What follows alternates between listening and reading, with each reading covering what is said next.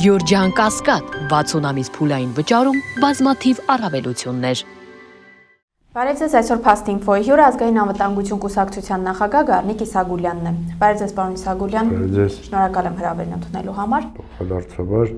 Պարոն Իսագուլյան, ինչ է կատարվում Հայաստանի ներքաղաքական կյանքում։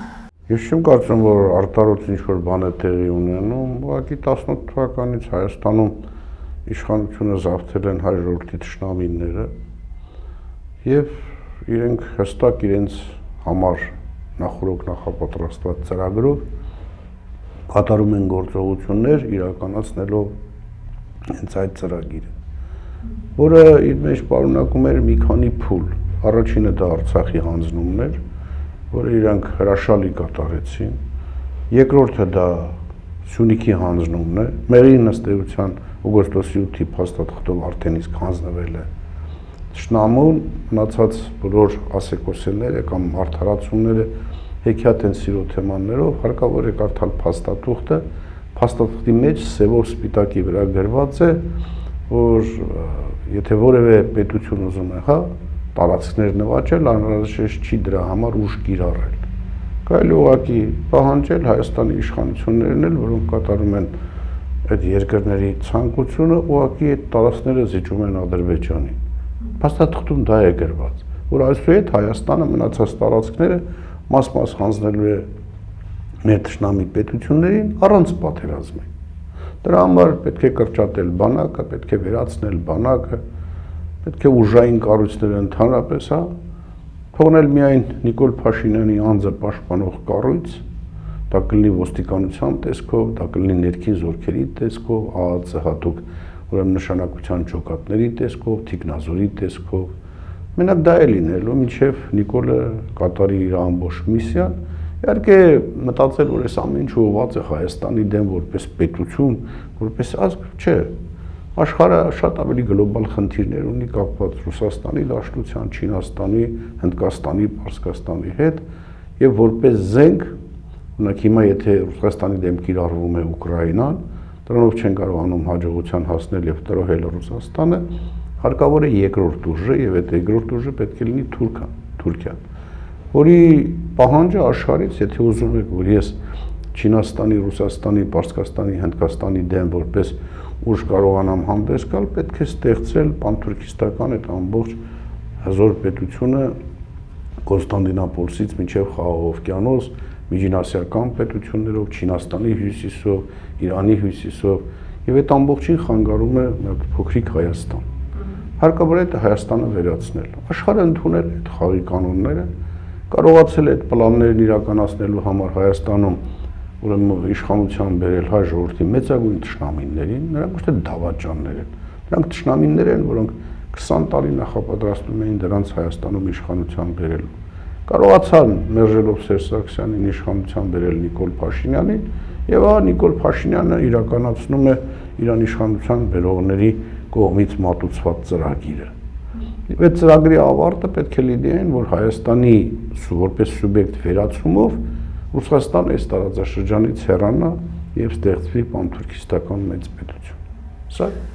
Պարոն Իսագուլյան, այսինքն օրինաչափ եւ տրամաբանական է, որ Հայաստանի գործող վարչապետը շաբաթներ առաջ կարող է ԱԺ ամբիոնից ուղղակի հանձնարարական իջեցնել եւ այսօր արդեն ժողովրդի կողմից ընտրված Գյումրու քաղաքապետը կալանավորվում։ Գիտեք, ընդհանրապես այս ամբողջ ընտրություններում հաղթեց իբրև տենդիմությունը, վաղ այ կգնան ընտրությունների եւ հանկարծ կհաղթեն Նիկոլ Փաշինյանին, նորից եմ կրում ես աբսուրդը, ոնց է հայ քաղաքական միտքը որդեգրել եւ շարժում այդ ծրագրով իմ համար անհասկանալի է։ Բոլոր այն ուժերը, որոնք նորաստեղծ, նորամանուկ, թե հրաշամանուկ հայտարարում են, որ իրանք 26 թվականին կգնան Նիկոլի այդ ընտրությունների եւ կհաղթեն Նիկոլին ընտրություններով, գտնում են խոր ապաթիայի մեջ, խոր չգիտակցության մեջ։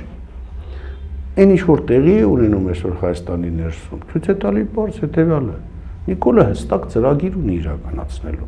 եւ այդ ծրագրից որևէ մեկը խանգարել չի կարող։ Արևմուտքը իր այսպես կոչված դաբրոն, տվել է, որ Նիկոլ դու ինչ ուզում ես արա ներսում։ Մենք քեզ որևէ ձևով չենք նախատելու։ կուզես մարդկանց բռնի նստածրու, կուզես սպանի, կուզես գնդակահարի, կուզես նռնակներ օգտագործի, հազարավոր մարդիկ սպանի, կալանավորի, դու կարտ բլանշ ունես։ Քեզ որևէ մեկ արևմուտքում չի ասի, ես ինչ բոբո բաներ ես անում, ոնց որ նախորդ իշխանությունների ժամանակ։ Եվ վերջում էլ գնաց օրհնությունը ստացավ Հռոմի պապից։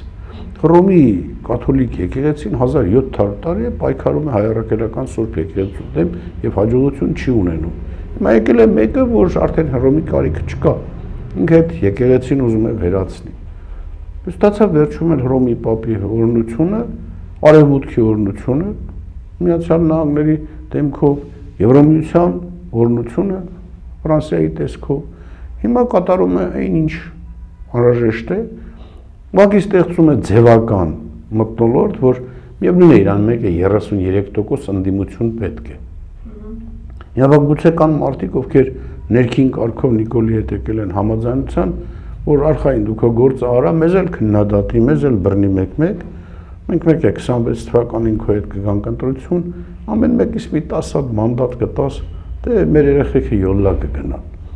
Այս նաիվ պրիմիտիվ մտածողությունը ես զարմանում եմ, որ մինչև այսօր աշխատում է Հայաստանում եւ դա ունենում է կործանարար հետևանքներ։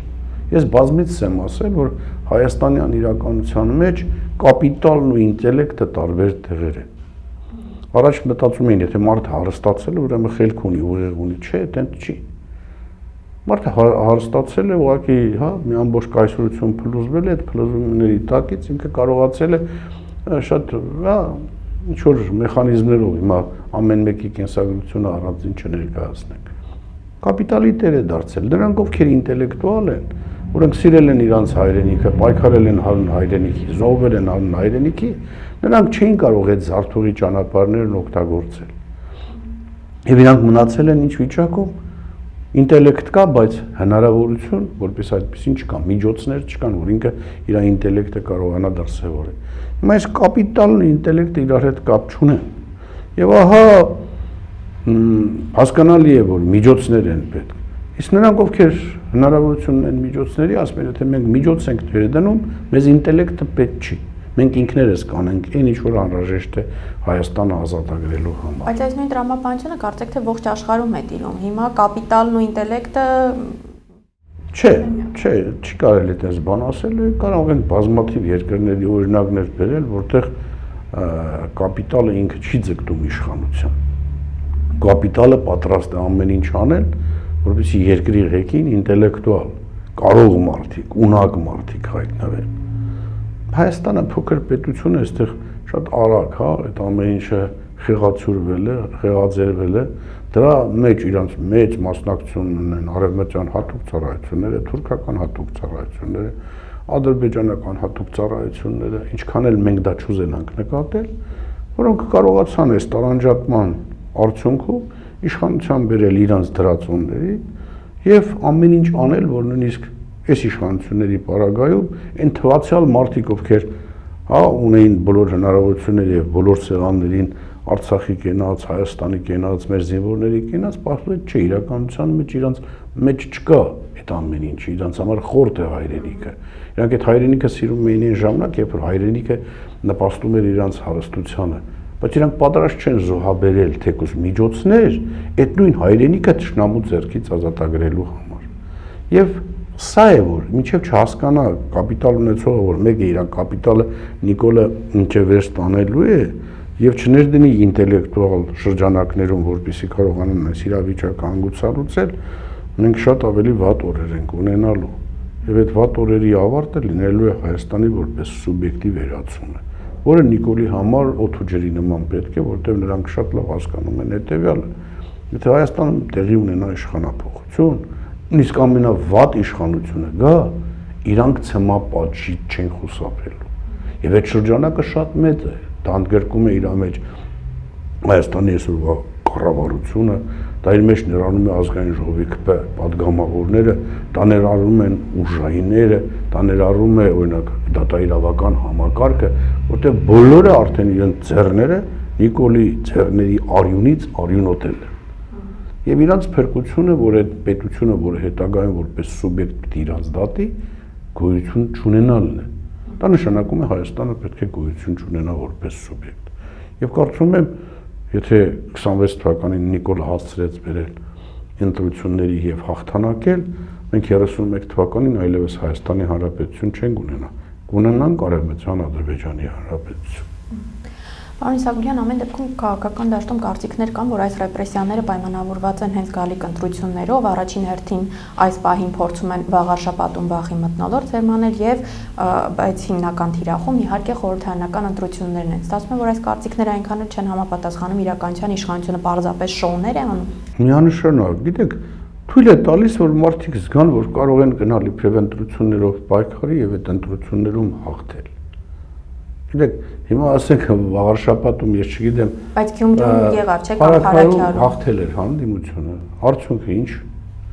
Արդյունքը այդ հաղթող մարդը զոհվեց, սպանվեց։ Վանաձորում հաղթել էր, նստեց։ Գյումրիում հաղթել էր, դի նստեր։ Վաղարշապատում կհաղթի, էլի կնստի։ Բայց իմիտացիա են անում, որ տեսեք ընտրություններով կարելի է գնալ, որպեսզի որոշ ուժերի, որոնք մեծ ցանկություն ունեն 26 թվականին Նիկոլի հետ գնալ ընտրության, կայթակղել։ Եվ դրանք էլ հասարակության ինչ են, տեսակ Գյումրիում միավորվեցինք, հաղթեցինք, հեսա վաղարշապատում կմիավորվենք, կհաղթենք, եկեք ուրեմն համապետական ընտրություններում էլ ուրեմն կմիավորվենք, կհաղթենք։ Հա, Նիկոլը հայտարարում էր, չէ, Արցախը Հայաստանը ու վերջ։ Արդյունքում ինչ ունեցան։ Նիկոլը հայտարարում էր, որ Սյունիքը անձեռնամխելի ենք, իշխանություն, բան։ Գնաց օգոստոսին, հանձնեց Մեղրի, բանը, ամբողջ Մեղրի շրջանը թուրքերին, հանձնեց։ Ձևակերպումներն են անում, որ դրանցով ուզում են, հա, բայց հարկավոր է ուշադիր կարդալ, հայերենը չէ վերջապես գրված։ Այդ հայերեն գրվածով սևով սպիտակի վրա գրված է, որ Մեղրին հանձնվում է թուրքերին։ Մարդիկ չեն ուզում ուղղակի դա կարդալ, տենց ընկալել, հասկանալ։ Սա մեծագույն ողբերգությունն է, վերացնել Հայաստանը, վերացնել հայ առաքելական Սուրբ եկեղեցին, դրանք բոլորը մտնում են այն ծրագրի մեջ, որով իշխանության բերել են Նիկոլին։ Իսկ հիմա հուդաներ լիքն են, որտեղ ասեք, եթե Աստված Քրիստոսի տեսքով առաքյալներից 12-ից մեկը դավաճան դուրս եկավ, հիմա մենք ընդհանրենք հավաքում ենք ինչ-որ համախոհների խումբ իբրև թե հավատացեք, որ 12-ից 11-ն է դավաճան լինելու, հուդա լինելու, որտեղ եթե Աստված նորից եմ ցույց տվեց, որ նույնիսկ եթե ես եմ ընտրում, 12-ից մեկը դավաճան է, բայց շարքային մարդը, որ ընտրում է, 12-ից հաստատ 11-ն են դավաճան։ Այսօր տասնյակ եկեղեցականներ դուրս են եկել հայ առաքելական Սուրբ եկեղեցու դեմ։ Նայում ես գավազանակիր, Սուրբ հայ Սուրբ, տեր, վանական, դրանք ովքեր էին, հուդաները, որ մտել էին ժամանակին կառույցի մեջ։ Քավլիցի ոչ մեկը Քրիստոսից բացի անմեղ չի։ Անմեղ չի նաև վեհապար հայրապետը, անմեղ չեղել ոչ մի վեհապար հայրապետ։ Անմեղ միայն Տերն ինքն է։ Հա? Բոլորս մեղավոր ենք։ Հիմա եթե ինչ-որ որ մեկն էլ ինչ-որ տեղ մեղք է գործել, դա մեր ու ինչ-որ մարդկանց քննության գործը չէ։ Հիմա տեսեք, երեք նայում եմ Ռուբեն Ռուբինյանն էլ, եթե չեմ սխալվում, Պետրոսի հյուրը, ուրեմն տեսեք, եթե բարձ ասեց, որ դա մեր ձայնագրությունը չի, հատուկ ուրեմն նշանակության կառույցները չէ, որ ձայնագրել են,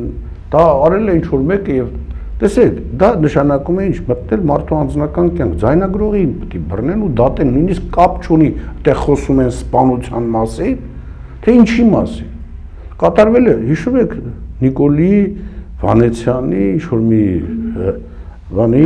զրույց, անմիջապես մարդիկ ձերբակալվեցին, գույքեր մինչև հիմա մարդիկ կան, որոնց գույքը արգրաված է, ոնց ապօրինի ձայնագրություն։ Երեք Ռուբեն Ռուբինյանն ասում է ապօրինի ձայնագրությունը, իրանց կայքերը, Նիկոլի թերթը, Նիկոլի կառույցը, կայք է ինչ է, չգիտեմ, դա հրապարակել է, բա ինչի՞ չեք ետում կալանավորում։ Այն մի հատ Իոնեսյան կա, բա ինչի հայտարարություն չի անում դրա հետ կապված։ Գիտեք, պարզ երևում է, որ այդ ամեն ինչ որ տեղի ունենում Հայաստանում խաղ է։ Խաղ մեկը մի գործունեություն է անում, մեկը մի ուրիշ գործունեություն, եւ այդ գործունեությունների ընդհանրական արդյունքում պետք է ունենանք Հայաստանի վերացում։ Եվ Նիկոլը այդ ամեն ինչը կառավարում է։ Ինձ համար ուղղակի ցավ է, որ ընդդիմադիր դաշտը այս ամեն ինչը տեսնելով կամ տեսած ինչի հավատալու, լսած ինչի հավատում եւ փորձում է ուղղակի Նիկոլի օրակարգով Նիկոլի ջրաղացին ջուր լցնել, որպեսզի վաղը մի 10 հատ մանդատ ստանա, չգիտես ինչի համար։ Ինձ թվում է, որ մարդկանց մեջ բացակայում է հայրենիքի նկատմամբ, հա, սերը, հայրենիքի համար պայքարը, սեփական անձի անվտանգության համար պայքարը։ Մարդկանց մեջ սա արդեն բացակայում է եւ մարդիկ ուղղակի հոսանքին տրված գնում են ինքնակործանում։ Պարոն Իսագուլյան, արդեն տևական ժամանակ է, դուք էլ նշեցիք, հայ առաքելական եկեղեցու դեմ է արշավ սկսվել եւ վերջին օրերին հատկապես քննարկումներ են թեժացել, որ իրավապահները գնալու են նաեւ վեհապարի հետևից։ Այս դեպքում ընդդիմությունը պատրաստ է դրան դիմադրել եւ դիմակայել։ Գիտեք, ախր եթե ընդդիմություն ասելով մենք ումն ենք հասկանում, ամբողջ խնդիրը սա է։ Լավ, այն մարդիկ, ովքեր իրապես անհանգստացած են պետության ճակատագրով եւ իրապես կանգնած են եկեղեցու կողքին։ Այդ մարդիկ որևէ հնարավորություն չունեն։ Այսինքն պետք է դուր հետևենք այս հայտարարությանը եւս։ Երբ որ Վրաստանի օրինակ են բերում, տարբեր երկրների օրինակներ են բերում, մեր մոտ ոնց է, եթե ես, հա, ունեմ կապիտալ, մեկ ունի ինտելեկտ, նորից եմ գրում, սա շատ կարեւոր է։ Այնով կապիտալ ունի կարող է օժանդակել, որպեսզի տեղի ունենա մարդկանց մտքի պայծառացում, ասում է, եթե ես պիտի կապիտալը դնեմ, ուրեմն ես էլ պիտի լինեմ։ Բարձրացնում է, որ ինքը կապիտալ պատրաստ չի հանուն հայրենիքի, հանուն վաղվա օրվա։ Ինքը կապիտալ ուզում է ներդնի հանուն իրա։ Այս պարագայում հակասության մեջ են մտնում, բելի նույն կարգի նույնց եմ գրկնում, այդ մարդիկ շատ խոցելի են։ Այդ մարդիկ շատ ուրեմն բանի տեղեր ունեն, հա, թերացումների, որտեղից անպայման իշխանությունները կարճելու են։ Սա էլ է շատ կարևոր խնդիր։ Գիտակցում են, չեն գիտակցում, թե իրանք մտածում են, եթե ես կարողացել եմ սա անել, ապա ամեն ինչում ես էլի առաջնային եմ, ուրեմն ես ավելի խելոք եմ, որտեղ ես անգլերեն գիտեմ, հա։ Այս ողբերգական այս իրավիճակը առայժմս Հայաստանում ավելի մեծ բան ունի, ազդեցություն, որտեղ դե դու հագնում ես կոշիկ, հա, 4000-5000 դրամանոց, որ առել ես գումի շուկայից, իսկ ինքը հագնում է $10,000 ջայլամի կաշվով կոշիկ, ինքը համարում է, որ թե ինքը 10,000-անոց կոշիկ է հագնում, ինքը ավելի խելոք է, քան այն որ հագնում է ուրեմն 5000 դրամանոց, ինքը $10,000-անոց է իր կոշիկը, հասկանում եք։ Բայց եթե պետականությունը վերածվի եւ այստեղ հաստատվի թուրքերը, Այդ այս զգացողությունը, մտածողությունը, ընդհանրապես պետություն, հայրենիք, դա արդյոք կա իրանց մեջ, թե չկա։ Ամբողջ խնդիրը սա է։ Եթե դա լիներ, իրանք չէին թողնի մինչև հասներ այս վիճակը։ Չէին թողնի։ Իրանք հնարավորությունները կներդնեին այնտեղ, որտեղից որ արդյունք անպայման լինելու է։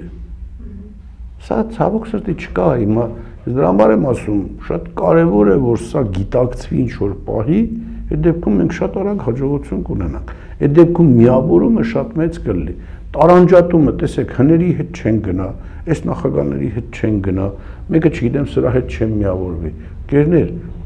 հայրենիք են կորցնում, երկիր են կորցնում։ Հիմա դրա ժամանակը չի։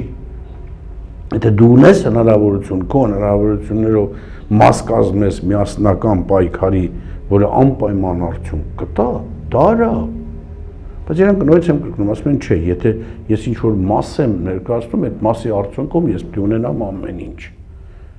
Հասարակությունն էլ 1-2 դա տեսնում են, նույնիսկ ենթագիտակցորեն դա զգում է, եւ դա արդյունք չի տալիս։ Շատ լավ, գործնականում դիցուկ հասարակության ստվար զանգված ընդդիմությունը գիտակցել են այն աղետները, որի առջև որ կանգնած ենք, պատրաստ են միավորման, որոնք պետք է լինեն այն գործնական քայլերը, որոնք մեզ կօգնեն խուսափել այդ աղետից։ Հավատացեք, որ ինձ այդ գիտակցումը լինի, այլևս ոչ մի բան պետք չի։ Այդ գիտակցումը հենց հասունանա մարդկանց մոտ, այդ միացումը ավտոմատ կկատարվի։ Բայց այդքան մենք կոչ ենք անում, այդքան աղերսում ենք, այդքան առաջարկում ենք։ Ինչու դա տեղի չի ունենում։ Որտեղ որ գնում ես անհատապես ամեն մեկի հետ խոսում ես, ասում է չէ, եթե ես ինչ-որ մասնակցություն պիտի ունենամ, ապա Ընկերներ, ասես հայրենիք ենք ուզում փրկենք։ Դրա համար ես մի ժամանակին վիճակահանության մոդելն էի առաջարկել։ Եկեք ամեն մեկը 10 ինչ-որ մարդկանց անուններ գցենք այս բանի մեջ, հա, տուփի մեջ, մի հատ անմեղ երեխայի ասենք գա այդ խառն ենք, ինքը հանի, ում անունը հանեց, եկեք դրա վրա էլ ամբողջ մեր ներդրումը անենք։ Դա է առաջարկել։ Որ բոլոր քաղաքական ուժերն անհատական մարդիկ, հա, հասարակական, ասեն մենք ունենք տեխնոկրատ, այ մեր տեխնոկրատն սա է, մեր բերեք վիճակահանության, որտեղ այս պահին էական չի ու կարևորը երկիրը փրկենք այս թշնամիներից, որից հետո մնացած խնդիրները ինստինկտիվ կլուծվեն։ Սա է ամենակարևորը։ Եթե սա կգիտակցեն, ապա մենք արդյունք կունենանք, չեն գիտակցի, այդ արդյունքը չի լինելու։ Եվ վերջում, պարոն Իսագուլյան, քաղաքական դաշտում նաև շատ են քննարկումները, որ եթե գիտակից հատված ամեն դեպքում ցանկանում է հաջողության հասնել, չպետք է խաղա իշխող ուժի խաղի կանոններով, պետք է իր խաղի կանոնները թելադրի։ Ձեր դիտարկմամբ, օրինակ, ինչ խաղի կանոնների մասին է խոսքը, որն է այդ խաղի կանոնները, որը պետք է գիտակից հատվածը թելադրի։ Մի օրակարգով միայն երկիրը փրկել թշնամիներից, երկիրը ազատագրել թշնամիներից։ Հիմա տեսեք, մենք պայքարում ենք, օրինակ, Գառնիկ Իսագուլյանը կալանավորվել է, իր համախոհները գնում են պայքարում են Իսագուլյանին ազատագրել։ Ռոբերտ Քոչարյանը, ուրեմն, կալանավորվել է, գնում են։ Հիմա Սամվել Կարապետյանը կալանավորվել է, գնում են Սամվել Կարապետյանին ազատագրելու։ Սրբազանները կալանավորվել են, գնում են սրբազաններին ազատագրելու։ Հարձակում կա եկեղեցու վրա, գնում են։ Ոչ, եկեք ազատագրենք երկիրը, Հայաստանը, Նիկոլից, նիկոլականներից, այդ թշնամիներից մեր ժողովրդի, այն մնացածի ազատությունները ավտոմատ կլինի։ Այսինքն ինչու չենք ուզում մենք բոլորս միավորվենք, ազատագրենք մեր հայրենիքը թշնամիներից, մեր ամենավոխերին թշնամիներից։ Սրանք շատ ավելի դաժան են, քան Էնվեր, Թայլատ, Համիդ, Մամիդ, դրանք սրանց մոտ բան են եղել, հրեշտակներ։ Եկեք ազատագրենք մեր հայրենիքը, մեր երկիրը, Հայաստանի Հանրապետությունը, մնացած բոլորի ազատությունը ավտոմատ կլինի։ Եվ որ մենք առանձին ենք պայքարում, դրա համար ինքը Գյումրի քաղաքապետ է բռնել, վաղը մեկ ուրիշին կբռնի, տարանջատում է։ Մեկի հնարավորությունը մի քիչ շատ է, 10 հատ փաստաբան է ունենում, մի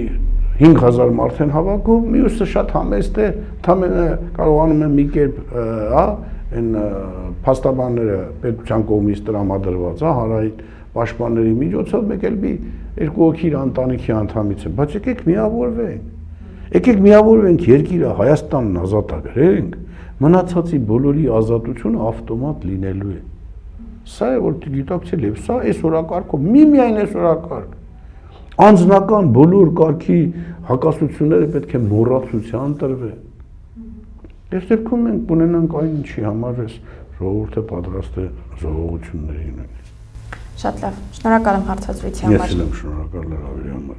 Այսօր իմ հյուրը ազգային անվտանգություն կուսակցության նախագահ Գառնիկ Իսագուլյանն էր։ Փաստինֆոյի հաղորդումներին արագ հասանելիություն ունենալու համար կարող եք բաժանորդագրվել YouTube-յան մեր ալիքին։ Համախմբենք եւ փրկենք հայրենիքը ներքին ու արտաքին թշնամուց։ Մինչ նոր հանդիպում։